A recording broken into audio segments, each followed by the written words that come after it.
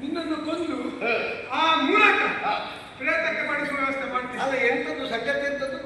ನೀನು ಎಂತದಕ್ಕೆ ನಾನು ಬಂದದ ಉದ್ದೇಶ ಏನು ಉದ್ದೇಶ?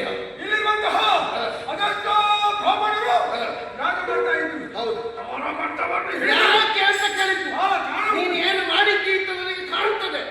ಯಾಕೆ ಅಂತ ಕೇಳಿದ ಉದ್ದೇಶ ಅದು ನೀನು ಮಾಡುವಂತಹ ಯಾಗ ಅದು ನಿರೀಶ್ವರ ಯಾಗ. ಏನಾಯ್ತು? ಏನಾಯ್ತು ನೋಡು, ಯಾರು ಹೇಳಿದ್ದು ನಿರೀಶ್ವರ ಯಾಗ ಮಾಡಬಾರ್ದು?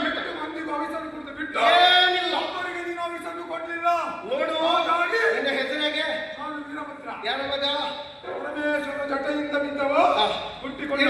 ಇಲ್ಲಿ ಕೇಳು, ಸರಿ ಕೇಳು. ನಮ್ಮ ಯಾಗ, ನಮ್ಮ ಸಂಕಲ್ಪ, ನಮ್ಮ ಕಾಮ್ಯ, ನಮಗೆ ಏನು ಬೇಕು ಎನ್ನುವುದರ ವ್ಯಾಪ್ತಿಯಲ್ಲಿರ್ತದೆ. ಈಶ್ವರನಿಗೆ ಕೊಡಬೇಕೋ ಬಿಡಬೇಕೋ ಎನ್ನುವುದು ಯಜಮಾನಿಕೆಯಲ್ಲಿ ಉಳ್ಳಂತಹ ನನ್ನ ಇಷ್ಟ. ಇಷ್ಟಕ್ಕೂ ಈ ಯಜ್ಞವನ್ನು ಮಾಡಿಸುತ್ತಿರುವವರು ಬೃಹಸ್ಪತಿ ಆಚಾರ್ಯರು. ಶಾಸ್ತ್ರದಲ್ಲಿಯೂ ಇದರಲ್ಲಿ ಏನು ನ್ಯೂನ್ಯತೆ ಇಲ್ಲ. ನಿನ್ನ ಅಪ್ಪ ಅಂತ ಹೇಳಲ್ಪಡುವ ಈಶ್ವರ ನನಗೆ ಏನು ಅನುಗ್ರಹ ಮಾಡಬೇಕು ಅದನ್ನು ಮಾಡದೇ ಉಳಿಯುವುದು. ನನ್ನ ಯಜ್ಞದಲ್ಲಿ ಅವರಿಗೆ ಭವಿಷ್ಯ ಕೊಟ್ಟಿಲ್ಲ ಎನ್ನುವುದಕ್ಕಾಗಿ ನಿನ್ನಂತವರನ್ನು ಸೃಷ್ಟಿಸಿ ಒಂದು ಭಯದ ವಾತಾವರಣವನ್ನು ಎಬ್ಬಿಸ್ತಾನೆ ಅಂತಾದ್ರೆ ಅವ ಭಯೋತ್ಪಾದಕರ ನಾಯಕ ಅಂತ ಆರೋಪವನ್ನು ಮಾಡು.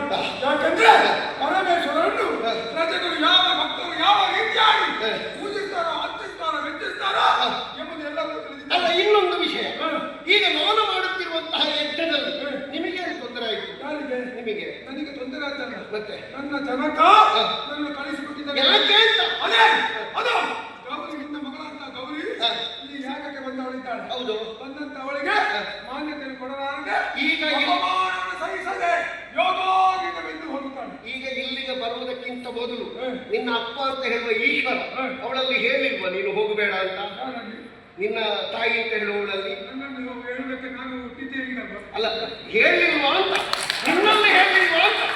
ಈಗ ನಿನ್ನಲ್ಲಿ ನನ್ನ ಬಗ್ಗೆ ಯಾರು ಹೇಳಿದ್ದು? ಅಲ್ಲ, ನನ್ನನ್ನು ಸೃಷ್ಟಿ ಮಾಡಿ ನಿನ್ನನ್ನು ಕೊಡುವುದಕ್ಕೆ. ಅಲ್ಲ, ನಿನ್ನನ್ನು ಸೃಷ್ಟಿ ಮಾಡಿ ಇಲ್ಲಿಗೆ ಕಳಿಸುವಾಗ ಎಷ್ಟು ಹೇಳಿದ್ದಾರೆ ಅರ್ಥ ಹೇಳಿದ್ದಾನೋ? ಇಲ್ಲಿ ಪೂರ್ತಿ ಕೇಳು. ಹಾಗಾದ್ರೆ ಒಂದು ಕಾರಣ ಸೃಷ್ಟಿಯಾಗಬೇಕು ಅಂತಾದ್ರೆ ಅದಕ್ಕೆ ಯಾವುದಾದ್ರೂ ಒಂದು ಕಾರ್ಯಗಳಿದ್ದೇ ಇರ್ತದೆ.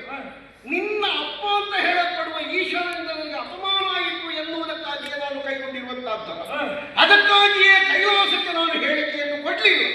ಹೇಳಿಕೆ ಇಲ್ಲದೆ ಇರುವ ಜಾಗದಿಂದ ಅವಳು ಬಂದಳು, ಅವಳಿಗೆ ಮಾನ್ಯತೆ ಸಿಕ್ಕಲಿಲ್ಲ, ಅವಳಷ್ಟಕ್ಕೆ ಅವಳ ಬೆಂಕಿಯಲ್ಲಿ ಅವಳು ಸತ್ತಳು. ಅದಕ್ಕೆ ಜನ ನಾವಲ್ಲ. ದಕ್ಷ, ನಿನ್ನ ಹಾಗೆ ಮಾತಾಡೋರು ಕೆಲವರಿದ್ದಾರೆ, ಮಾತಾಡಲಿಕ್ಕಿದ್ದೇ ಇರುವವರು. ನೆನಪಿಟ್ಟುಕೋ, ನನ್ನ ಹಾಗೆ ಮಾತಾಡುವವರೆಲ್ಲ ಇದ್ದಾರೆ ಅಂತ ನೀನು ಮಾತು ಬೆಳೆಸಬೇಡ. ಒಂದಕ್ಕೆ ಒಂದೂವರೆ ಅರ್ಥ. ನಾನು ಮಾತು ಬೆಳೆಸಿದ್ದು ಬಂದದ್ದಲ್ಲ, ನನ್ನನ್ನು ಕೆಳಕ್ಕಿದ್ದು ನೀನೇ ಬಂದು ತಿಳಿದುಕೋ. ಇದು ನನ್ನಲ್ಲಿ ಹೇಳಿದಷ್ಟೇ, ತಕ್ಷಣ ಶಿರವನ್ನು ಚೆಂಡಾಡು ಎಂಬ ಹಾಗೆ ಅಷ್ಟಕ್ಕೆ ಬಂದದ್ದು. ನಿನಗೆ ಸಾಧ್ಯವೋ?